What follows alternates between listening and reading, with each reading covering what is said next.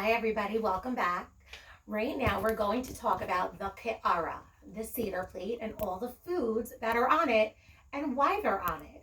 If you look at it, it's a little bit silly. There's a chicken bone and an egg and maror and karpas vegetables and chazeret, the lettuce, and the charoset. But all of these 6 things are very important as to why we use it at our Pesach Seder. In the very, very beginning of the Seder, after we sing our special Kadesh Orchat song, you're supposed to open up your Haggadah and talk about all the different things that we find on the Seder plate and why we do them. Number 1, the first thing we have here is a chicken bone. This is not a real one. This is just one of my kids' plastic play foods. It's called a zro'ah. And zro'ah in Hebrew means to stretch out, like a stretched out arm. And Hashem stretched out his arm and pulled us out of Mitzrayim.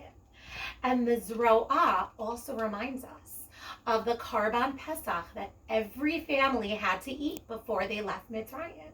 Do you remember when we learned this story about how Moshe told all the Jewish people to get ready to leave? And he said to everyone, everybody quick, go and take a lamb and roast it and cook it in your houses, and everybody has to eat it, and don't leave any of it over.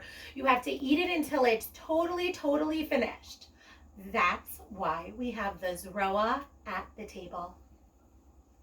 The next thing we have is the beitzah, the egg. And there's a few reasons why we have the beitzah.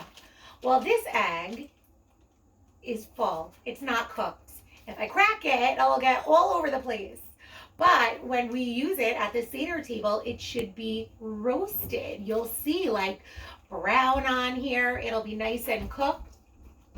And the reason why we have a beitzah is for a few reasons.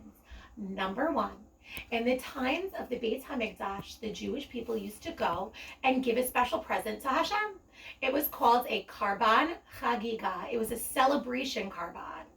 And people used to go before Yontif and say, Hashem, this is a present for you. Also, what shape is this? It's kind of like an oval. It's round. It also reminds us that Hashem is the creator of our whole world, and our whole world is round. So we should always remember to thank Hashem for creating our world. And that's why we have the beitzah.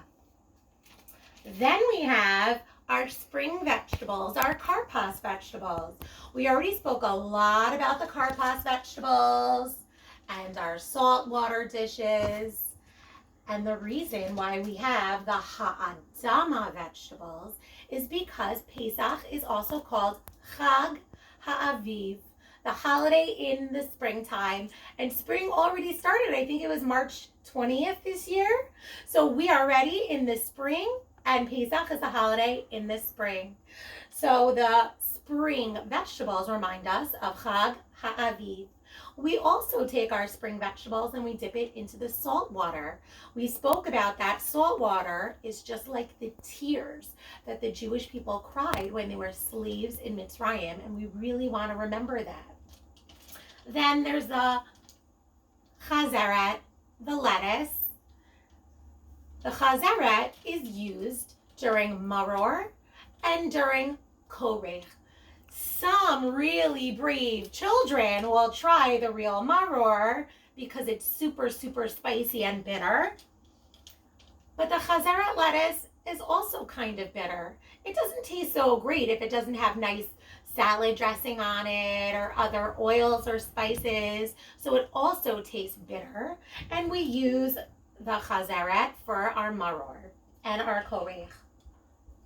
Another thing we have that we spoke about a little bit is the charoset. The charoset is a mixture that we make out of apples and wine or grape juice and cinnamon, and some people even put nuts in them. And when you stir it and you mix it, it becomes all brown and dark and mushy. And it reminds us of the mixture that the Jewish people had to make while they created the bricks to make the pyramids with in Mitzrayim. Not only did they have to build the pyramids, which was hard enough, but they had to make the actual bricks. So that was really, really tough. And we want to remember the Jewish people's hard work. The last thing is the maror. We spoke about that when we learned about maror.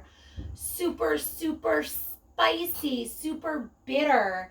And we eat the maror to remind us that the very, very bitter lives that the slaves had when they were in Mitzrayim. So these are the 6 things on the ke'ara that we use at the Seder. Now you guys have your own Seder plates at home that you're making. It's wooden. You guys can paint it green or color it green. And you could use printouts of some flowers, and you can cut them out and glue them on. And it could look like Chag HaAviv. And you could decorate it with the flower pots also around your ke'ara. And also there's a printout there of the Hebrew words and the English words that you guys can cut out and put in the right position. But the zroa always goes on the top, followed by the beitza, the karpas, the chazeret, charoset, and maror right in the middle. Have a great time making your ke'ara.